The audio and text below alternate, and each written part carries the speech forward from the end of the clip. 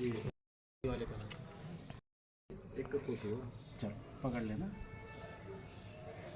तौर पे माननीय पूर्व मुख्यमंत्री त्रिवेंद्र रावत जी को जो पार्टी ने जिम्मेदारी सौंपी है वो निश्चित तौर पे एक कर्मठ और ईमानदार कैंडिडेट को दी है और मुझे पूरी उम्मीद है कि हरिद्वार की जनता जैसे उन्होंने माननीय निशंक जी को 10 साल उनके कार्यों को देखा था उसी को माध्यम बनाते हुए वो आगे त्रिवेंद्र सिंह रावत को भी भारी मतों से विजयी बनाएगी। देखिए हरिद्वार की जनता उन्होंने उनके मुख्यमंत्री कार्यकाल देखा है पूरा और ख़ासकर किसान वर्ग जो है उनसे काफ़ी प्रभावित है। उन्होंने किसानों के लिए जो योजनाएं बनाई और जो अपना डिसीजंस लिए अपनी सरकार में रहते हुए वो वाकई में प्रशंसनीय है और उससे किसान काफ़ी लाभान्वित भी हुए थे उस दौरान। और आज भी भारतीय जनता पार्टी किसानों का पूरा ध्यान रखा हुआ है, गृहिणियों का भी पूरा ध्यान रखा हुआ है, शिक्षा के क्षेत्र में भी अग्रसर है पार्टी और स्वास्थ्य के प्रति बहुत जागरूक है।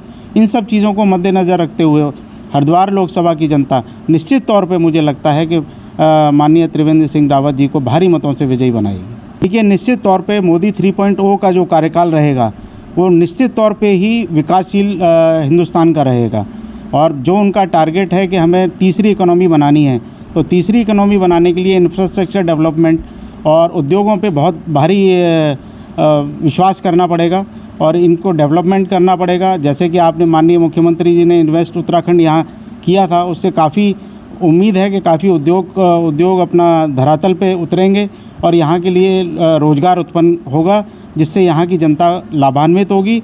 और विशेषकर यहाँ सिडकुल जो खानपुर में आ गया है उम्मीद करते हैं कि वहाँ भी इंडस्ट्रीज़ लगेंगी तो ये खादर के क्षेत्र के लिए भी रोज़गार उत्पन्न होंगे।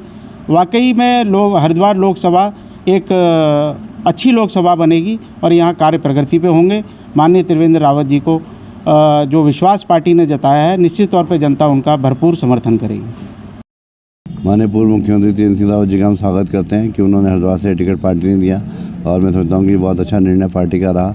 तो मैं समझता हूँ कि वो उन्होंने जब अपने समय में काम किया और प्रदेश के बारे में पूरी जानकारी है उनको और बहुत अच्छा एक उनका विजन है, लक्ष्य है काम करने का। बहुत ईमानदारी से उन्होंने काम किया अपने कार्यकाल में और प्रदेश के विकास में उन्होंने बहुत अच्छे निर्णय लिए हैं। और तो मैं समझता हूँ कि हरिद्वार से उनका आना एक भारतीय जनता पार्टी में ऊर्जा का संचार करता है और सभी में कार्यकर्ताओं में एक उत्सव का माहौल है और सभी खूब ऊर्जा के साथ काम करेंगे और निश्चित रूप से हरिद्वार सीट हम लोग जो है 5 लाख वोटों से विजयी करेंगे। देखिए तो पार्टी संगठन का फैसला, पार्टी संगठन पूरे देश में बदलाव कर रहे हैं और मैं समझता हूँ कि ये निर्णय पार्टी का है और पार्टी का जो भी निर्णय होता है उसका हम स्वागत करते हैं और जिसको भी प्रत्याशी के रूप में भेजा है हमारा प्रत्याशी कमल का फूल है और जो पार्टी ने निर्णय लिया है उसका हम स्वागत करते हैं और धन्यवाद करते हैं। और मैं समझता हूँ कि निश्चित रूप से जो लक्ष्य दिया प्रधानमंत्री जी ने 400 पार का पूरा करेंगे और लोकसभा चुनाव रुड़की सीट 5 लाख वोटों से विजयी करेंगे।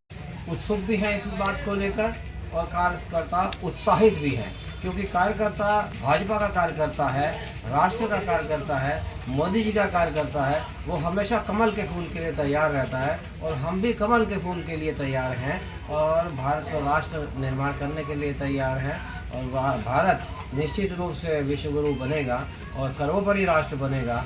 इसके लिए जो हाईकमान ने ये निर्णय लिया है कि माननीय त्रिवेंद्र सिंह रावत जी को प्रत्याशी घोषित किया है तो इसका हम स्वागत करते हैं।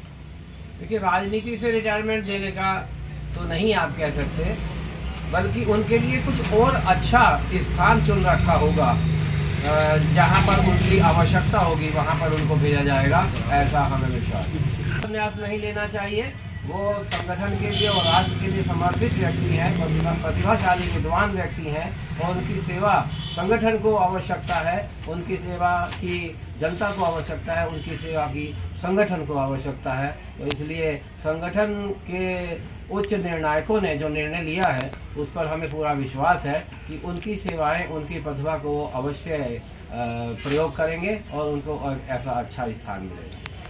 हाँ बिल्कुल पूरी सेवा दे पाएंगे। अलग अलग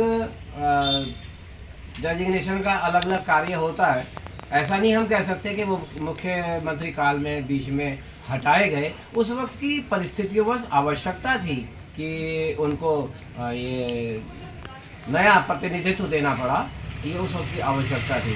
उन बिंदुओं पर हम नहीं पहुंच सकते, हम बहुत छोटे कार्यकर्ता हैं, तो हाईकमान का निर्णय हमेशा स्वागत योग्य है। पहले आपने क्या किया? आपने जो शब्द कहे थे आरोप और प्रत्यारोप के कारण। तो आरोप और प्रत्यारोप के कारण परिस्थितिवश वो जनता का सम्मान होता है। जनता अगर कोई आरोप देती है, जनता में कोई आवाज़ हवा फैलती है, तो उसको निर्णय करने के लिए, उस पर विचार करने के लिए उनको स्थानांतरित किया जाता है, बदलाव किया जाता है, वो जनता के हित में किया गया। ये कमी नहीं होती है, पर कमी की कोई आवाज़ अगर आती है संगठन में तो उस पर विचार करने के लिए वो बदलाव किया जाता है। कमी किसी में नहीं होती। वो बहुत योग्य प्रतिभाशाली व्यक्ति हैं त्रिवेंद्र सिंह रावत जी। इन्होंने अच्छा कार्यकाल 4 साल लगभग उन्होंने मुख्यमंत्री का काल निभाया है और अच्छे से निभाया है। और अभी भी आगे भी उम्मीद है कि सांसद रूप में वो केंद्र में जाएंगे और केंद्र में भी मंत्री बनेंगे और बहुत अच्छा कार्य करेंगे।